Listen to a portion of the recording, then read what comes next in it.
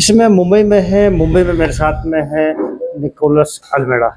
92 में ये पहली बार इंडिपेंडेंट नगर सेवक चुन के आए और बाकायदा डंके की चोट पे इन्होंने एक एफिडेविट दिया था कि मैं आपके लिए ये काम करूँगा। आमतौर पे पॉलिटिकल पार्टी घोषणा पत्र देती है, तो वो वादे अपने पूरे करे न करे उन पर कोई कार्रवाई होती नहीं है, लेकिन ये डंके की चोट पे इन्होंने एक एफिडेविट बना के दिया 92 में। 1992 की मैं बात कर रहा हूँ साहब। बात हालांकि काफ़ी पुरानी है, लेकिन इनका काम करने का तरीका उसी तरीके से है। बाकायदा एफिडेविट दिया था इन्होंने कि अगर मैं जीत के आऊँगा तो आपके लिए ये काम करूँगा। बाकायदा उस काम के प्रति उन्होंने ईमानदारी से प्रयास भी किया। एयरपोर्ट अथॉरिटी मतलब सेंट्रल गवर्नमेंट की जो ज़मीन है, ज़मीन पे आमतौर पे नगर पालिका कोई दखल होता नहीं, न स्टेट गवर्नमेंट का होता है। ये चूँकि नगर सेवक उस इलाके से चुन के आए थे, लिहाजा वो जो वादे उन्होंने किए थे अपनी जनता से वो पूरे नहीं करने थे।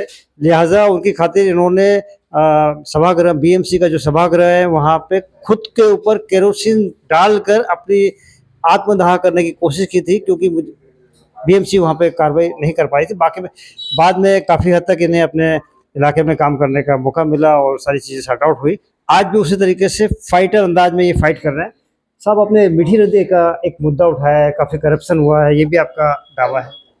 मीठी नदी ये मुंबई की काली नदी है जी करने के लिए। तभी मैंने मुंबई शहर में जो महाराष्ट्र के अंदर 28 नदी है उसके लिए मैं बॉम्बे हाई कोर्ट में एक रिट पिटीशन दायर किया था और उसके अंदर कोर्ट ने ऑर्डर दिया था कि जितनी भी नदी है महाराष्ट्र के अंदर उसको साफ सुथरा होना जरूरी है। मुंबई में जो 4 नदियां हैं उसके बाजू में रिटेनिंग वॉल होना चाहिए और उसकी तहत 2000 करोड़ रुपए मनपा को दिया और इसके लिए रिटेनिंग वॉल मीठी नदी के बन गई। लेकिन आज हम लोग ने इतना प्रयास करने के बाकी बाद की जो नदियां हैं उनका रिटर्निंग बाल बना है या नहीं बना है? अभी चालू है सर, प्रोसेस चालू है। पोईसर, दहिसर, ओशिरा इसका प्रोसेस चालू है, लेकिन मुझे बहुत टाइम लगेगा। अभी मेरे छोटे भाई ने आपको एक उदाहरण दिया, साबरमती जो अहमदाबाद में नदी है, वहाँ चीन का राष्ट्रपति और हमारा प्राइम मिनिस्टर दोनों बैठ के वो नदी के पर झूला में ऐसे जोक दे रहे थे कि हिंदुस्तान में सबसे अच्छी नदी वो साबरमती है।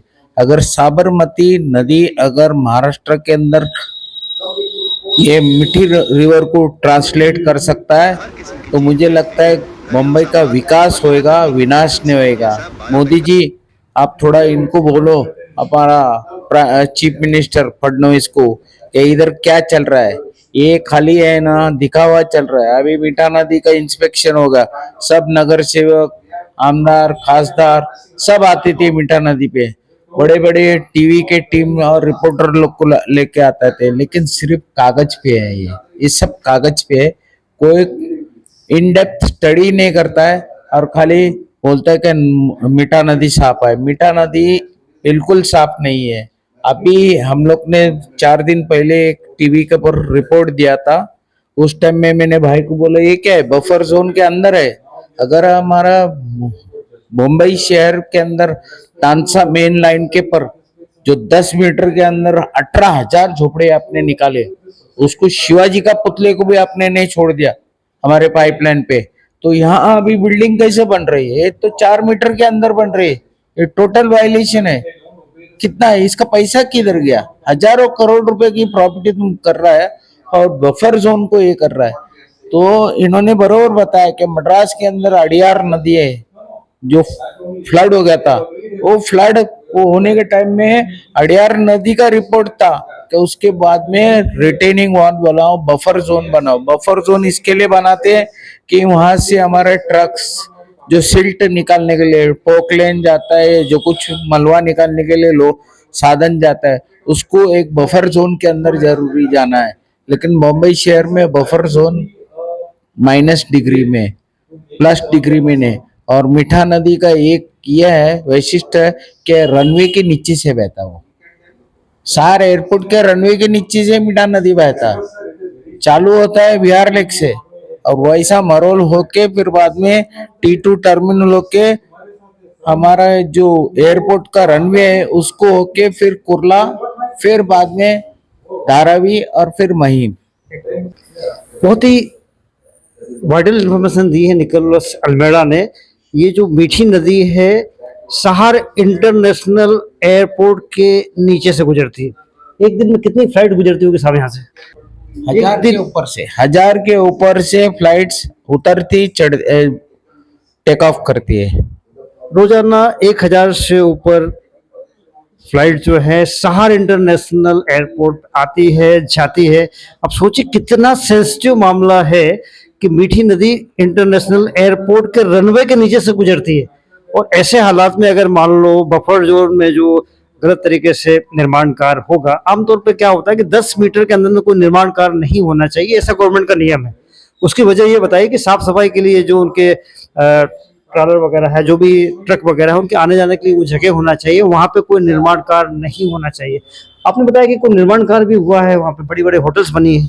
अभी आप खाली मेरे साथ में साकिरनाग का ब्रिज पे जाओ, अभी आपको 10 निर्माण रहेगा, सब 10-10 माले के बिल्डिंग्स खड़े हो गए, और एकदम सटिया के नदी का रिटेनिंग वॉल से सटिया के। ये कौन सा कायदा है, समझ में नहीं आता है। बिल्डिंग प्रपोजल्स हो गया, हमारा चीफ मिनिस्टर्स हो गया, एमएलए कॉर्पोरेटर लोग सो गया खाली पैसे के बल पे।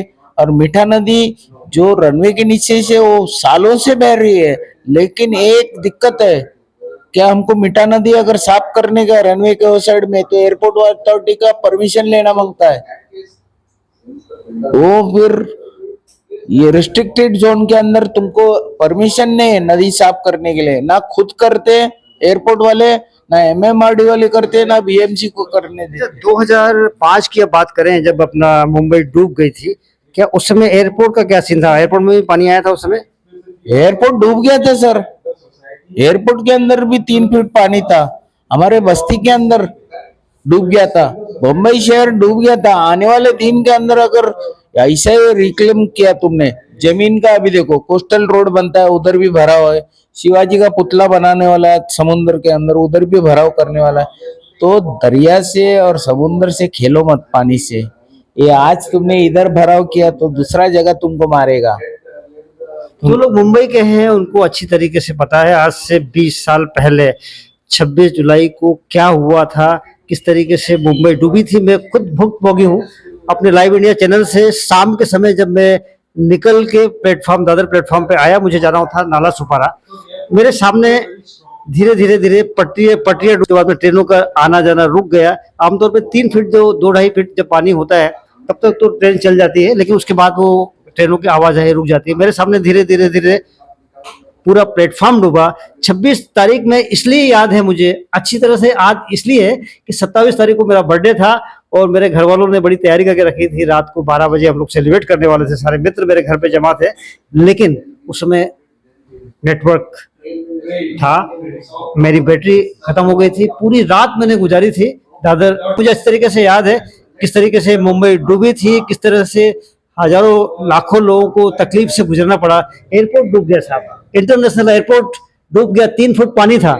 ऐसे हालात अगर आगे होंगे तो अब अनुमान लगाइए साहब क्या होगा मुंबई का। और जिस तरीके से करप्शन हो रहा है, दीनू मौर्य जैसे कलाकार का क्या काम है साहब साफ सफाई के काम में? 65 करोड़ का उनको कॉन्ट्रैक्ट मिलता है। ये तो इंतहा है साहब लोगों को बेवकूफ बनाने की। अगर इंतहा इसी तरीके से जारी रही तो तकलीफ और बढ़ेगी। पता ही निकोलस जी, कुछ बोलना चाहेंगे आप? मुझे ये बोलना है कि मुंबई कर हाथ जोड़ के विनंती है, इस बार आप डूब गए ना तो आपका कॉर्पोरेटर, आपका एमएलए, आपका एमपी को डुबाने की ताकत रखो। क्यों? आपने उनको राजा बनाया, वो प्रजा था, आपको आपके एक कीमती वोट से इस बार जो इलेक्शन में सोच समझ के जो मुंबई का विकास कर रहा है उसको ही वोट दो, विनाश करने वाले को बिल्कुल वोट मत दो। देखिए साहब, मुंबई का बहुत शांत, बहुत समझदार बंदा है। जब हम रोज ट्रेन पे गुजरते हैं, कोई आदमी ट्रेन में कट जाता है तो लोग बोलते हैं यार 5 मिनट ऑफिस जाने में लेट हो जाएगा, लेकिन ये वही मुंबई का है। अगर मुंबई में कोई तकलीफ आती है, बम ब्लास्ट होता है, पानी में मुंबई डूबती है, ये मुंबई कर खून देने के लिए ब्लड बैंकों के सामने, हॉस्पिटल सामने लाइन में खड़े हो जाते हैं।